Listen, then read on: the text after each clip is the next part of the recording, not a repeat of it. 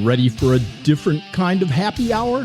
What if you could enjoy your night without waking up to a pounding hangover? More and more adults are discovering Rebel Rabbit THC drinks, a refreshing alternative for those looking to skip the next morning regret that often comes with alcohol. So leave the headaches behind and give your liver a break by choosing an alcohol-free option instead. And now there's even more reason to stop by. Visit Inlet Dispensary on the Murrell's Inlet Marsh Walk directly across from the Claw House. And when you purchase any Rebel Rabbit drink, you'll receive a free Microphone Monkeys collector pin while supplies last. And don't miss the brand new Rocket Pop flavor. It's the nostalgic taste of summer with a Rebel Rabbit twist. Whether you're hanging out with friends, relaxing after work, or enjoying the Grand Strand, make the switch and see what everybody's talking about. Rebel Rabbit THC drinks. Less of what you don't want, more of what you do.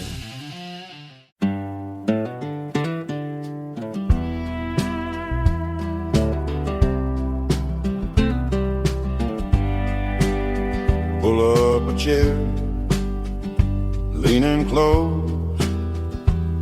Got a question. It's a beautiful day on the Grand Strand. Welcome to Conversations with the Hoff. I'm Steve Hoffman, your host, and with me in our virtual studio today is the executive producer of Liberty Crack Media, Trip Detmering. We also have a special call-in guest, all the way from Sumter, South Carolina, Mr. Alex Higgins. It should be an interesting segment, as we are going to take a deep dive into the Declaration of Independence and our Constitution. Alex Higgins is an American civic educator and author, best known for creating The American Test, Declaration Constitution. It's a comprehensive course book built to raise constitutional literacy among everyday citizens, public servants, and government personnel.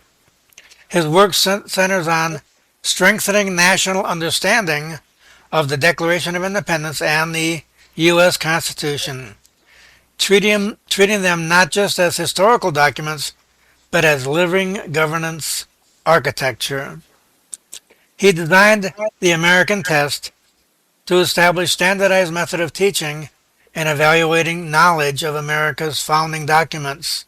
The book includes full text versions of both the Constitution and the Declaration, writing exercises, detailed explanations of fundamental concepts such as the preamble and the constitutional balance of powers.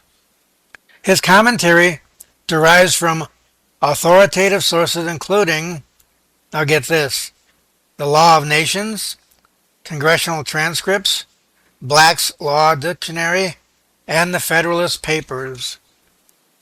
The book contains hundreds of text recognition exercises that cover basically every ratified word of both documents, along with 300 questions from his American Test exam series.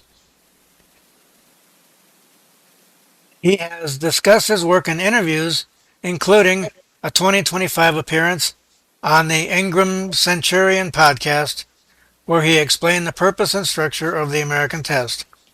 His core mission is to make America's founding principles inspectable, teachable, and testable, ensuring that citizens can engage with constitutional governance at a deeper level than many political scientists or lawyers.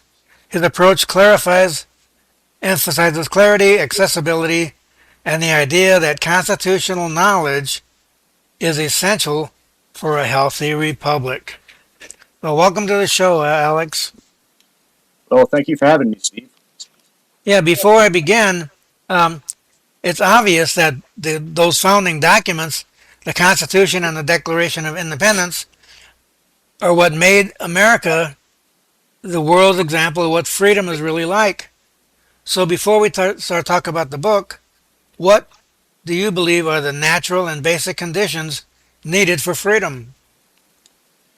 I'll try and give a natural law explanation for freedom. So I'm trying to get even deeper than the Bill of Rights here or any type of philosophy, where I'm trying to get to developed the deepest philosophy on freedom, or I'm going to try and tell you that. So, what creates freedom? I'll discuss this in terms of time and space. And what is freedom? Freedom is the ability to do what you want, or it's the ability for us to do what we want without any contractual obligations. That's what freedom is, plain and simple. Or that's the definition I will use. We're also going to talk about communism, or collective control. I'm going to define communism as group collective control, its rules and regulations. That's what communism is. It's not necessarily, communism wasn't necessarily created by Karl Marx. Some societies, or excuse me, all societies are a mixture of freedom and communism. There are group rules and regulations that we all have to follow to some degree, but then also societies need freedom or pleasure or the ability to do what you want. Obviously, we want more freedom. Even the Constitution has collective control. It's a collective control document to some degree, but the founders and framers said the Constitution is has the least bit of collective control. That was the idea behind the Constitution. I don't know if that's really true or not. Again, people should read my book. They should read the Constitution and come up with that idea about on their own to see whether or not the Constitution is a perfect or imperfect document or something in between. Let's get to it. What creates more freedom? Here's the quick answer. More free time and more free space. It's more free time in your life and more available living acreage, free residency. That's really what creates more freedom, for the most part. What creates communism? The exact opposite condition. When we have less free time and less free space, or less available time and less space. Now you're probably asking, well, why this simple explanation of time and space? I'm going to try and give answers, and folks, this will be intuitive to folks who have both lived in the country and the city, like myself. I've lived in large cities when I was in the Coast Guard. I lived in San Diego, California. I lived in Charleston, South Carolina. It's not really a huge city, but it's a densely crowded city. Also lived down in the country. But basically, when you have more available acreage to yourself on your residency, you can do whatever you want without any worry of running into somebody else or without harming anybody else. That's why fewer rules and regulations are needed in rural areas. So if you have lots and lots of acreage, you can just... Thomas Jefferson kind of envisioned us as an agrarian republic. He knew that an agrarian society probably had more freedom than a highly condensed urban society. Well, I'm just guessing. Well, no, you're absolutely right. James Madison came up with the same idea. He wanted to amend the preamble to make sure that property, or a certain amount of property, would be available to people.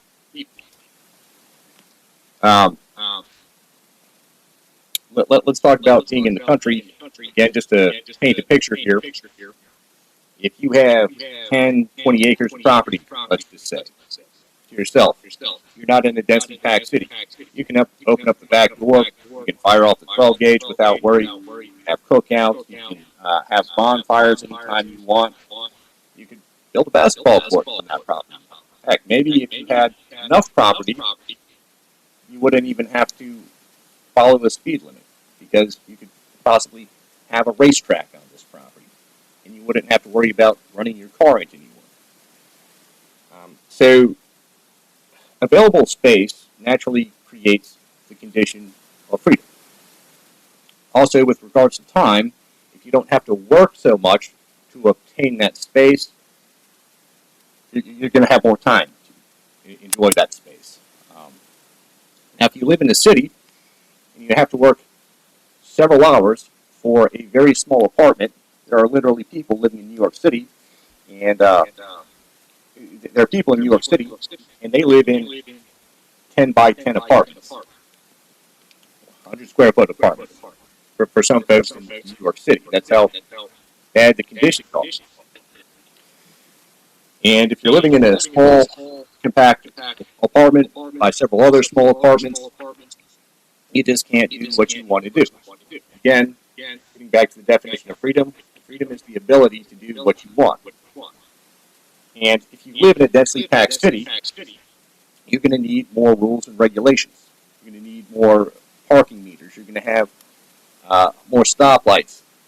You're only going to be able to walk in certain areas. There will be restrictions on you feeding the animals.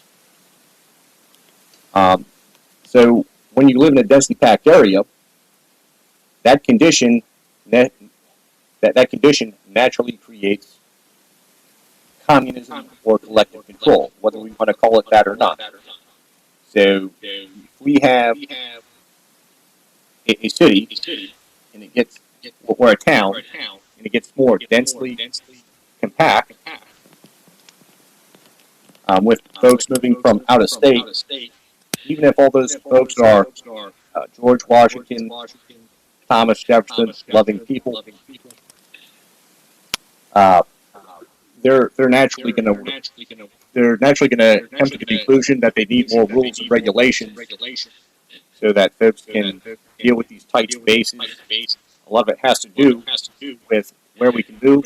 There will be more rules and regulations on where firearms can be used. There will be more rules and regulations on where people can and cannot have a bonfire or a cookout and whatnot. So we want to consider this in South Carolina when it comes to growing the economy. When we go to grow the economy in South Carolina, it might not be an improved economy, meaning that the South Carolinians already living here and their children, they will not be able to afford as much living space per 40 hours worth of work if we do this thing called growing the economy. A lot of politicians use that. A lot of times they advertise the economy of South Carolina to other states. Now, when we do that, it grows the gross size of the economy. It grows the gross size of the economy, or the total size of the economy. However, the economy per person for the South Carolinian already living here gets worse. And again, just to quantify this, the area of living space earned for 40 hours worth of work becomes less and less in most cases when we are doing this so-called thing called growing the economy. And the evidence of this can be seen with Charleston and even its neighboring city, Somerville. Somerville used to be somewhat of a small town in maybe 2000. However, now it's densely packed, property is hard to afford, people have to work more and more hours for less space. They're stuck in traffic more. They have... Okay, Alex, I hate to cut you off. Sure. You already answered the question, I think, about the basic conditions for freedom. I really want to get back to your book, the American Test. I think you might have answered this question already, but what inspired you to create the American Test? Why did you write that book and then the test questions and the study guide? Well, it's a mixture of, pride. I wanted to do it. I wanted to write a book. I think everybody wants to do that. However, more importantly, I wanted to help my country in what ways that I could. And furthermore, ability. One time I sat down, I read the Constitution. I'm like, I'm going to read this document. I've never read it before. And I was really preparing for a tough read. And I read the document. I read it in about 45 minutes. The Constitution was done and over with, and I was very surprised. And then I got the idea I could make a test out of this Constitution. It's not that much material to cover, and since it's the supreme law of the land, since we all have to swear to uphold it in the military and in law enforcement, And since we talk about it all the time in history classes, we should develop a test on this Constitution because it's practical, and that's really what inspired me to do that. The practicality of this Constitution test, its short size, motivated me to believe that I could create a test on this small amount of material. I remember going back to school back in the 50s and 60s, back when public schools actually gave you an education and they actually had civics courses. And they mentioned the Constitution, they mentioned the Declaration of Independence, but they really didn't get into, a lot of detail about the Constitution. So obviously, it's good to see that your American Test is a book that's out there that now gives a lot more detail than what we learned in public schools, or what they're not learning in public schools today. Um, So I how think did you decide on the structure of the coursework? The full text, the writing exercises, explanations, glossary. Why did you go into all that? um, well, in one of my books for the structure of my book, the way I arranged it, with the new book, you have a copy of the white covered book. I have a black covered book. In the white covered book, I put the learning exercises, the writing and relationship exercises at the beginning of the book. And what are writing and relationship exercises? Actually, you might um, ask this in your next question. Let me just say, here's why I decided on the structure of my book. Here's why I made it the way I made them. It's so people would learn more about the Constitution. That's the plain, simple answer. Okay. And we could kind of get into the details of how these things help us with some of your further questions. I don't know if I answered it. What are these? What are these text recognition exercises, and what role do they play in helping readers, the students, understand the founding documents? What? Give me an example of a text recognition uh, exercise.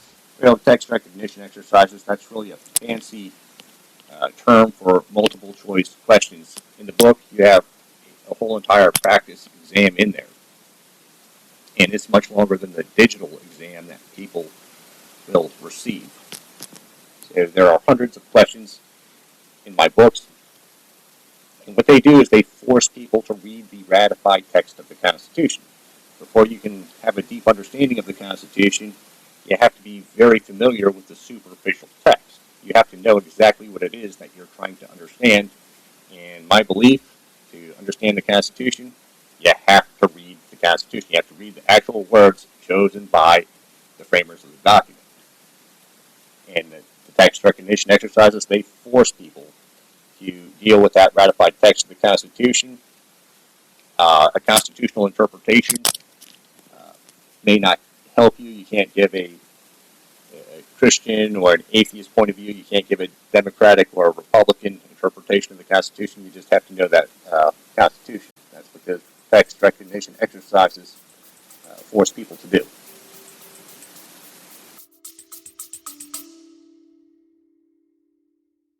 Episode 1 of Microphone Monkeys drops this Thursday, January 15th. If you are into sadism, or just pain in general, tune in on your favourite podcast platform like Spotify or Apple Podcast and more.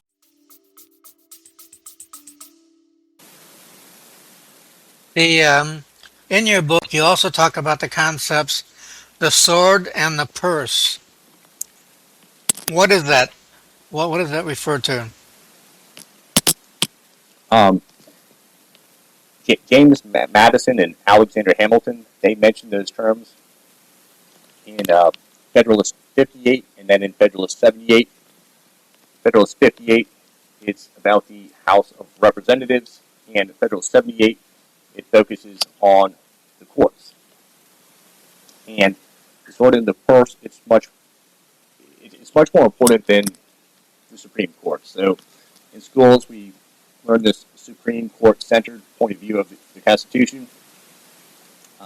What's really important is who holds the sword and how much money that person is getting to wield that sword. So basically, militaries, police forces, and whatnot, they can infringe greatly upon our freedoms if they are incredibly well funded. Um, so if you want to take away, the brutality of the sword or the guns that the police have, you want to take away their money. James Madison said that that the ability to defund militaries and police forces was the most important thing for protecting freedom. It's not necessarily a Bill of Rights argument in a court of law that will protect us. It's really our ability to fund or defund things that will affect our freedoms. Now, sometimes, it is good to fund the military or police forces. We want them to some degree. But when they turn deviant, we want to defund them. And all bills for raising revenue begin in the House of Representatives. That's the first line of Article 1, Section 7. That might be one of the most important lines in the U.S. Constitution. That might be more important than even the Bill of Rights when it comes to preserving our freedom. Also, we got to think about economics as well. We talk about the Second Amendment, gun rights, and stuff like that. Let's just say that the Supreme Court says that we can have any type of firearm or any type of ammunition that we want to. And I do believe that should be the ruling, at least with things that you can carry with both of your two arms, according to Black's Law Dictionary, and according to the intention of the Second Amendment. However, if the government has a lot of money, what they can literally do is they can go in, they can buy up all the bullets and guns, and for all practical purposes, they take away our Second Amendment rights. So, Yeah, they did that a couple of years ago when the government had all kind of purchase orders that basically bought up all the 9mm ammunition, and us regular average citizens couldn't buy any 9mm ammunition because the government had all of these procurement contracts for ATF, for every government agency where employees carried guns, so we couldn't even get ammunition. This is about, what was it, about 10 years ago, 15 years ago? So that did happen. Plus you mentioned about, the purse and the sword. Our founding fathers kind of had mixed signals about an army. They were leery of a standing army because of the British, right? But they also wanted a citizen army with the militia. So maybe that's why they put in the Constitution that the army was only going to be funded for 2 years. In the Article 1, Section 8, it talks about Congress has, just to fund the army for 2 years. That way they had some control over the purse of the army. Now, I don't know if they have that today, but that was their original thoughts. What do you think about that? Yeah, Am I way off base? Oh, no, I'd say that's a pretty good observation. I also noticed that the House of Representatives, their term in office, that matches with that length of time that we can fund an army for. So, once again, the armies, as you pointed out, according to the Constitution, Article 1.8 says armies can only be funded for 2 years. Well, also, all spending begins with the House of Representatives, or it's supposed to, anyways. And a House of Representative term lasts for 2 years as well. It matches up with that length of time that an army can be funded for. So maybe the thought behind that was if the army is infringing upon our rights, if the army is getting too power hungry, or we have a deviant ruler. The thought behind. We'll move on here again.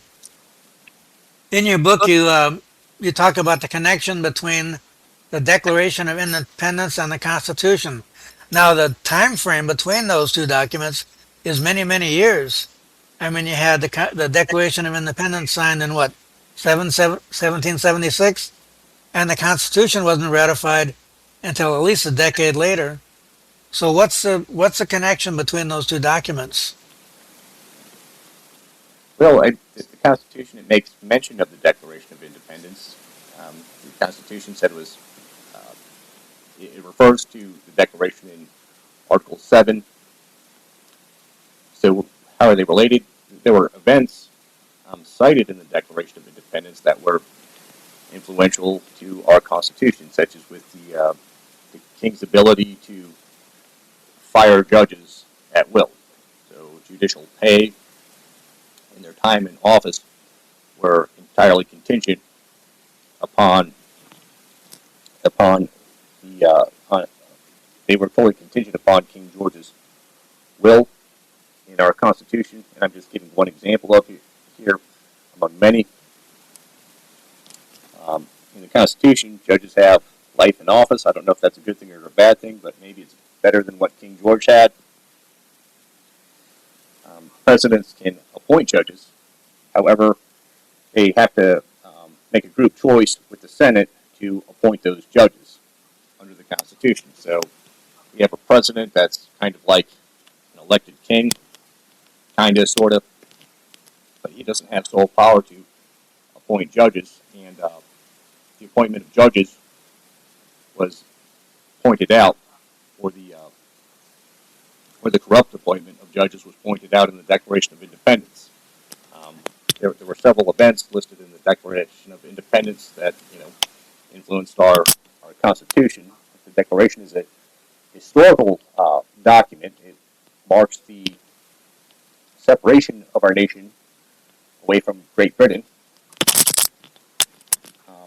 But the Declaration of Independence is not the supreme law itself. The Constitution, it's very much a reflection on the Declaration of Independence.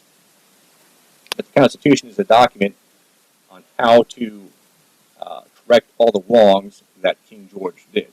So that would be the relation between the two documents, in my opinion. That's my opinion. That's my interpretation. And I don't know if you have any thoughts on that, Steve. Wasn't there a philosophical background to the Declaration of Independence, heavily influenced by the works of John Locke? So the Declaration of Independence kind of had a philosophical setting to it, where the private property and the right, the basically individual freedom and liberty and the right to personal property, where the Constitution, a decade later, did it still reflect those same philosophical concepts of like John Locke? Or was somebody else at play there? Because I know the fear of excessive government was there, because you mentioned about the separation of powers and stuff in the Constitution. Well, I believe that the Declaration of Independence, it was probably influenced by John Locke. I'd say a lot of it sounds like the Law of Nations to me, which was written by Emmer de Vattel. A lot of it was based on probably Aristotle as well, who wrote politics. Aristotle studied hundreds of constitutions, but I would say that, I mean, there are hundreds of philosophical inspirations for the Declaration of Independence. Thomas Jefferson, he was well read in pretty much everything. So, yeah, I hate to correct the founding fathers, but in the Declaration of Independence, they talk about life, liberty, and the pursuit of happiness, when really it should have been life, liberty, and the pursuit of property. What do you think about that statement? That was John Locke. Well, life, liberty, and the pursuit of property. Okay, life, liberty, and the pursuit of property. Now, James Madison, the first proposed amendment to the Constitution, as far as I know, I read the Bill of Rights debates transcripts in the Annals of Congress. The first proposed amendment to the Constitution was to the preamble. James Madison wanted to say that all of us have a right to property. With that amendment to the preamble, or this proposed amendment. Now, the idea of that was shot down. It's not that the other framers of the Bill of Rights were against that idea. They said that the preamble already means that by itself. So, James Madison James Madison, he wanted to add a more lengthier description to the preamble. Sure. He wanted it to be longer, but the other framers at the Bill of Rights debates, they said, no, no, no, that's unnecessary. The preamble already means that without adding those extra words. But James Madison, the father of the Constitution, he wanted to add something into that preamble about the ability to obtain property. And I think we went over that with our discussion on time, space, and freedom, breaking freedom down into those simple terms. We said that property is necessary for liberty. You can't have liberty without property or without living space. Well, I've mentioned the philosophical sources for these two documents. You draw some sources from the Law of Nations, congressional transcripts, Black's Law Dictionary, and the Federalist Papers. How do these sources deepen a reader's understanding of those documents? Well, the Law of Nations, that discusses some things about immigration that are popular today. In the U.S. Constitution, Article 1, Section 8 says that Congress has the power to define and punish offenses against the law of nations. And my belief is that's where we derive our immigration powers from in the U.S. Constitution. The framers were very inspired by Vattel. They knew exactly who Alexander Vattel was, and they felt if you want to learn more about what the term law of nations is, you want to read Alexander Vattel. Also, in Alexander Vattel's Law of Nations, not only does he talk about immigration, he talks about all types of international matters, about what the contingencies should be for treaties, if we're trading for someone, about whether we should accept somebody's customs or not. So today we talk about Israel in the United States, and we have anti-BDS laws in in many of our state governments, meaning that we can't, meaning that companies that contract with the government cannot be involved in a protest against Israel. And there are some other nations there too, but Israel's just a common example that comes up these days. But Vattel, to address that situation, Vattel, if he were in office, according to his writings, I'm imagining if he were in office, he would not want us giving in to the cultural demands of Israel if we're developing trade relations with Israel. Because Vattel would say, we're the bigger, stronger nation. We have 300 plus million people. We developed this robust, proven economy that's gotten us through all types of circumstances from 1776 all the way through World War II, before Israel was in existence. He would say that contracting laws. He would say that government contracting laws should not be contingent upon these anti-BDS regulations that some foreign entity might be demanding. I don't know if it's us that demands that or if it's them that demands that. But if somebody wants to contract with the government, they should be able to protest what they want to, as long as the protest is legal, or as long as it's constitutionalized, I should say. So when it comes to trade negotiations, Vattel would tell the United States not to give in to another nation's cultural demands in case we are trading with them. That's what Vattel would say, unless we happen to be in a weaker position. So that's some of the stuff that comes up in Vattel's book. He talks about war, when to go to war, when not to. He talks about a lot of the same stuff that Aristotle talked about too. He says that the purpose of society is to create the most happiness or the most pleasure in the society. Vattel and Vattel, Aristotle, and Thomas Jefferson all said that. Thomas Jefferson said that um, life, men should be able to pursue life, liberty, and the pursuit of happiness.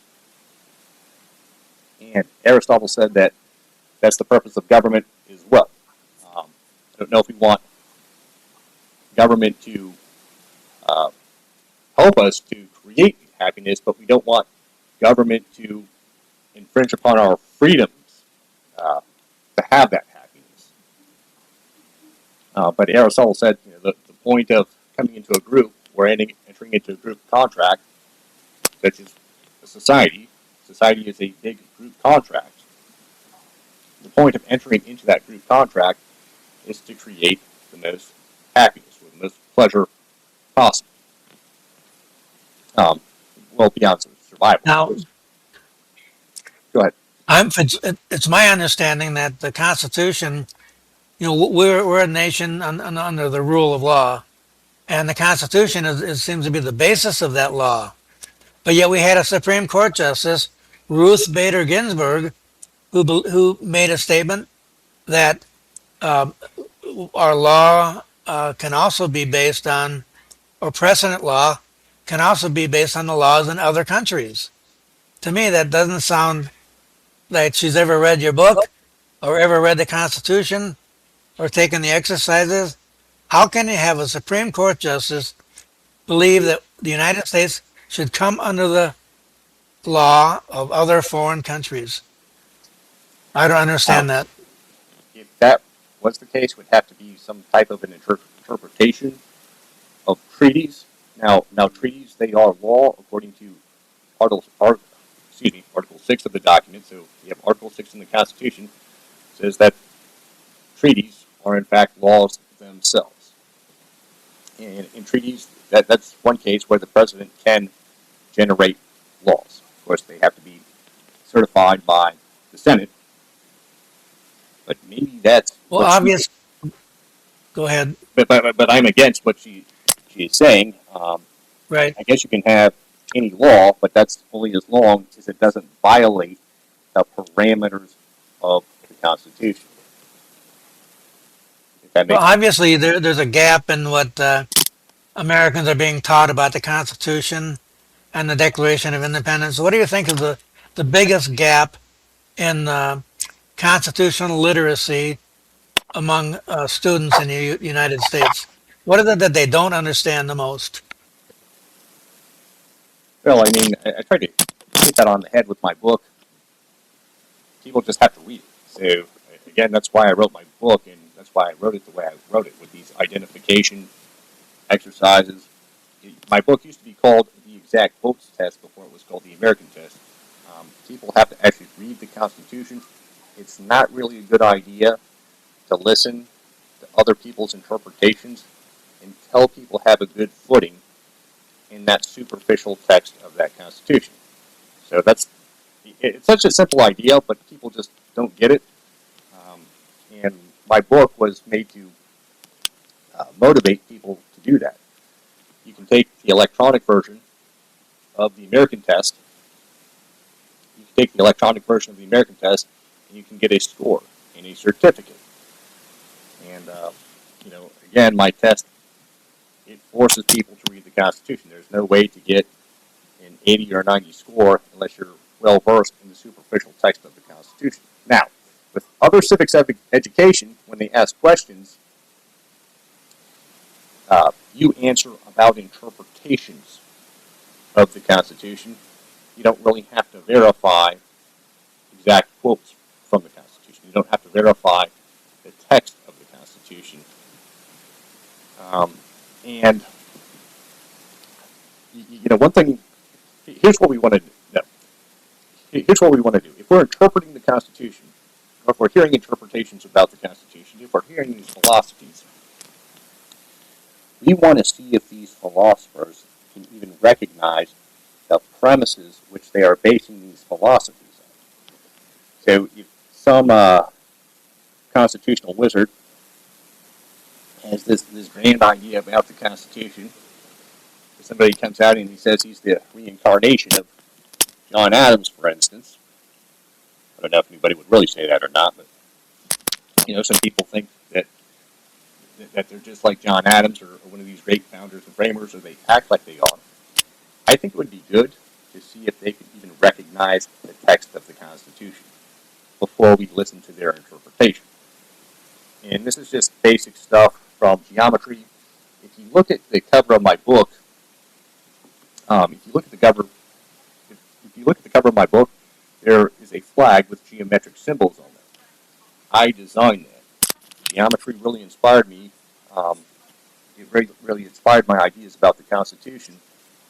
But if somebody has a conclusion, they claim to have a great conclusion, you should greatly question that conclusion if they don't know the premises which they base that conclusion on. To have a great conclusion, you have to know the premise well. You have to know it incredibly well. Otherwise, your conclusion or your court interpretation or your legal ideas in the state or federal legislature are not going to be good. You have to know the premises well. You have to know the ratified text of the Constitution like the back of your hand. Now, I can go a little bit more in depth about that if you like, but people have to be really well read in the Constitution. That's what the whole entire United States needs. They have to be read well in the Constitution. So I kind of beat that. If you were going to, I'm going to cut you off again, sorry. Go for it. If you were going to open up an educational institution that teach your book and your concepts, what segment of the population would you focus on, or what age group would you focus on to teach your book, The American Test? Who needs it the most? Probably 16 to 30 years Probably. old. It was intended to be a book. It's for a sophomore or senior in high school, or it's intended for people in the first 2 years of college. That's the age group that it's intended for. Yeah, they have to have the capabilities to understand what you're talking about, and maybe the younger, like fourth grade, fifth grade, that might be too early. Probably a better books for them would be those Twin series, teach about the freedom and limited government. What do they call that book? The something Twins. You've probably heard that. Yeah. No. Well, could I just? So what about?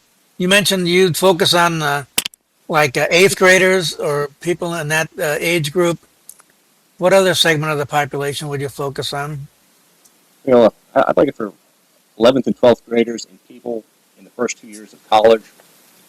I'd like it to be at about that age group because these people are going into the service. They'll be going into police forces and whatnot.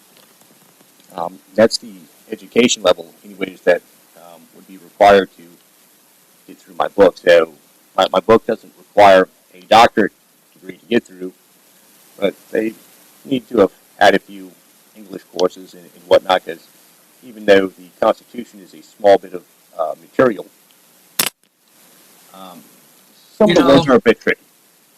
Some of the sentences and whatnot. Yeah. It's important that we all, continue our education.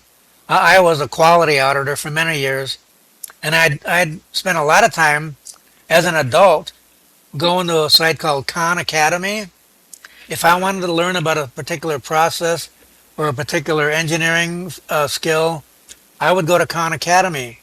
It'd be nice if you had our politicians, our state and federal representatives and senators and stuff, if they could go to a site to learn about the Constitution and the Declaration of Independence from your perspective, because I think there's a big educational deficiency right there with our elected representatives. I mean, they're doing a terrible job of upholding the Constitution. Well, I'd like to address political parties, the Libertarian Party, the Republican Party, Democratic Party, no matter what. I think we might want to start doing this in the Libertarian Party. We might want to vet our candidates based on some type of constitutional test score.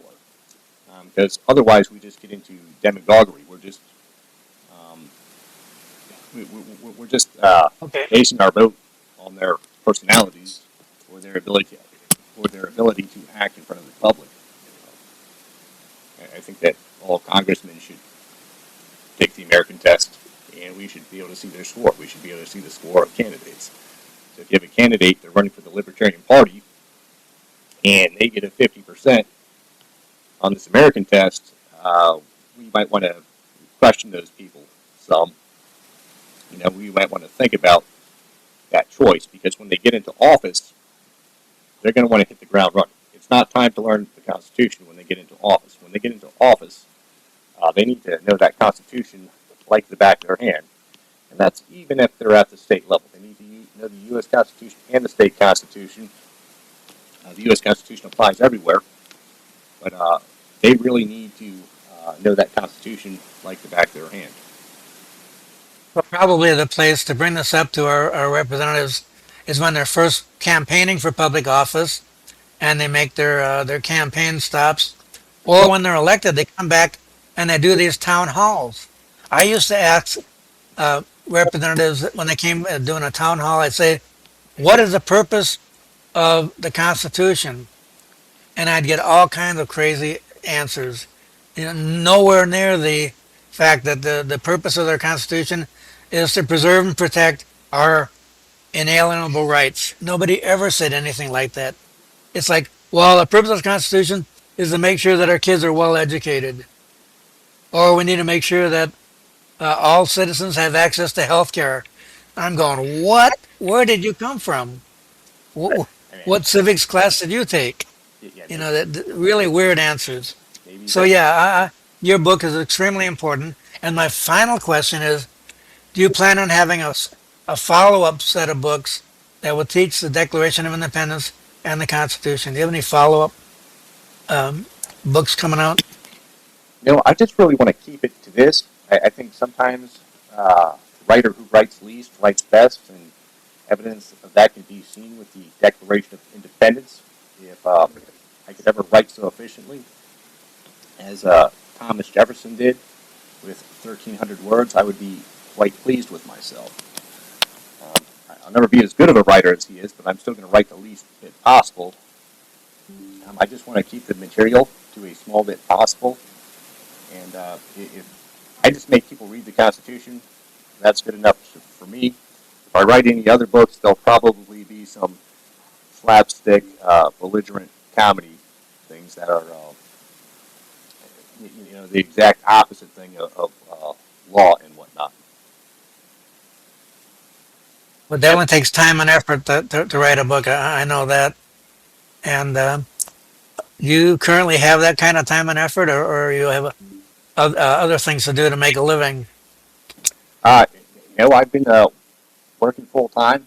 When I wrote my books, and how I would do them is I would just open up my computer every night and just write one thing. I like my only goal would be open up the computer, look at the American test, change one thing or add one thing to it. And over a period of months, I was able to get the book done. How things get done, one step at a time. It's more consistency than it is just a big gust of inspiration that helped me write my books. So you could write a sequel, but it would take time, probably a matter of years before you get something out. Okay. Well, Alex, thanks for being on the show today. We're living in an era of massive executive overreach, judicial activism, infringements on just about every right that's outlined in the first 10 amendments of our Constitution, and a government so large that it no longer represents we the people. So, a major takeaway from today's conversation is that a free society depends on citizens understanding the principles of the Declaration of Independence and the Constitution. If our elected officials read your book, answered the review questions, completed the writing exercises and quizzes, maybe, just maybe, we would have less government and more freedom. So thanks again for being on the show, Alex. And now a word from our glorious leader, and the executive producer of Liberty Crack Media, Trip Detmering. Well, I want to thank Alex and Steve for another fascinating episode of Conversations with the Hoff, and everybody has got to get a hold of the American Test U.S. Constitution. We will have links in the comment section of these podcasts to Barnes & Noble, where you can get the American Test, you can get the American Test Declaration Constitution book. You can also get the the test exam book, the test exam answer key, and the test exam book 2 gold standard of the American social sciences, all from Alexander Higgins. And you will have those links in our comment section. Again, I want to thank you too. And if you want to find out more and have more exciting podcasts, go to libertycrackmedia.com. Thank you, gentlemen. Leaning close, got a question in a black coffee glow. From campus quads to the Capitol steps, we're talking who we are, what come next. Conversations with a Hoff, where the big ideas kick the shoes off. Liberty tradition, side by side, argue, laugh, then let it ride. Conversations with a Hoff, turn it up and turn it over in your mind.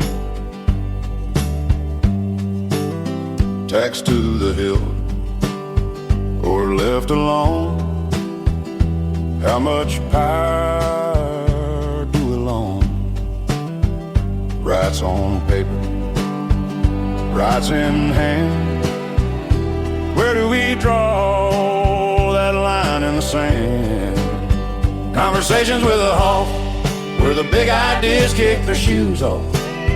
Liberty tradition, side by side, argue, laugh, and let it ride. Conversations with a Hoff, turn it up and turn it over in your mind.